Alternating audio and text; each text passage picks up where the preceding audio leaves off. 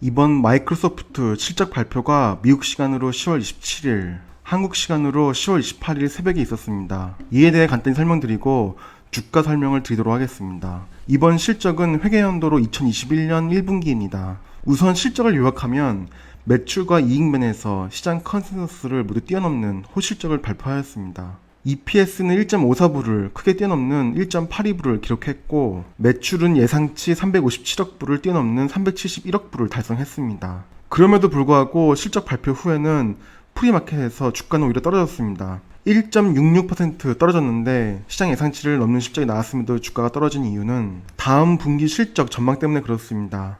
사업부별로 매출 전망을 했는데 Productivity and Business Process에 12.75에서 13빌리언 달러, 그리고 인텔리전트 클라우드는 13.55에서 13.8빌리언 달러, 그리고 모어 퍼스널 컴퓨팅은 13.2에서 13.6빌리언의 매출을 전망했습니다. 이걸 다 더하면 39.5에서 40.4빌리언 달러, 즉 395억 불에서 404억 불 사이의 다음 분기 매출을 전망했습니다. 이 점 때문에 실적 발표 후에 주가는 오래 떨어졌습니다. 이는 시장이 마이크로소프트에게 바라는 성장성보다 낮은 수치라서 그렇습니다.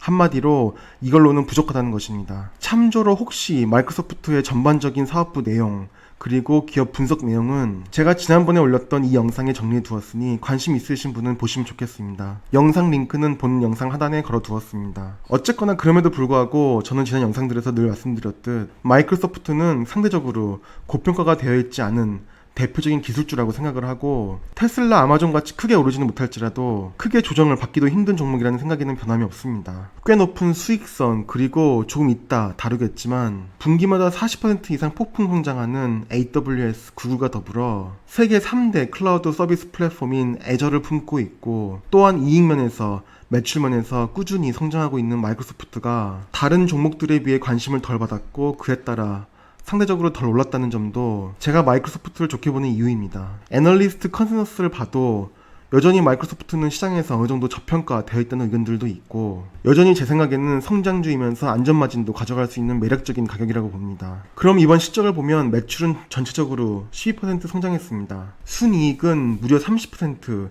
EPS는 32%나 성장한 걸 볼 수 있습니다. 순이익이 많이 증가한 원인에는 클라우드 서버 장비의 감가상각 관련 적용 회계 원칙의 변경 때문이라고 하는데, 장비 관련 감가상각 상용수가 늘어나서 그럴 겁니다. 여기서 뭐니뭐니 해도 가장 큰 성장을 한 부분은 세 개의 사업 부문 중에 인텔리전트 클라우드입니다. 여기서만 매출이 20% 성장을 했습니다. 그래서 이 부분을 좀 더 들어가 보면 20%라는 고성장을 이끈 주된 원인은 당연히 애저 덕분이라고 합니다. 영업이익이 무려 39%나 증가했는데 매출에 비해 이익률이 크게 늘어난 건 여기서도 나와 있듯이 관련 자산 상용원수가 다르게 회계 원칙에 계산되어서 이익성이 개선된 것입니다. 예를 들어서 장비 사용기한을 5년으로 보면 5년 내에 감가상각으로 털어내기 위해서 감가상각 비용을 잡아줘야 하는데, 가령 사용기한을 7년으로 늘리면 매년 감가상각해야 하는 비용이 줄어들어 이익이 늘어나게 되는 것입니다. 사실 이건 기업의 근본 이익 구조가 늘어나는 것은 아니고 언젠가는 발생할 비용을 미리 당기냐 안 당기냐 차이긴 하지만, 이익을 미래 가치가 아닌 현재 가치로 당겨오는 개념이 들어가므로 어쨌거나 기업에겐 호재입니다.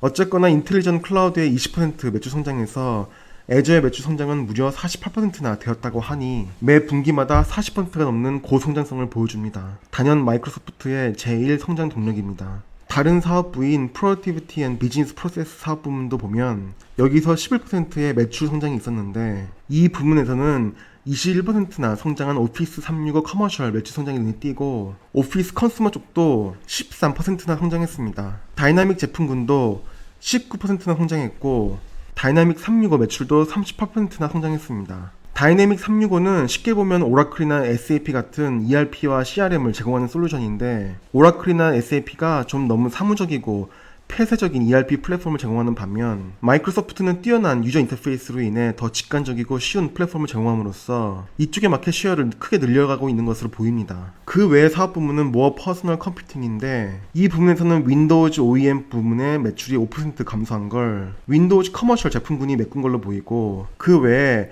엑스박스의 30% 성장과 서피스의 37% 성장이 눈에 띕니다. 어쨌거나 이 사업 부문은 역시 게이밍과 서피스가 성장을 이끌고 있는 사업 부문입니다. 다시 말씀드리지만 자세한 사업 부문에 대한 설명은 본 영상에서 다시는 안 하겠습니다.